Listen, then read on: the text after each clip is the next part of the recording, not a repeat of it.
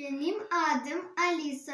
Ben 6 yaşındayım. Hangi köyde sen yaşarsın Alisa? Ben yaşarım Moldova'nın Ülen tarafında, Karday köyünde. Ben giderim Uşak Başlası'na, hangisinin adı Ramaşka. Kolay gel Alisa. Sağ ol mama. Sen nasıl yapıyorsun Alisa? Ben yazarım gözlemecik.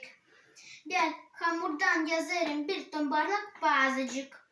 Sonra pazanın yarısına ben koyarım yeşillik peynircikle.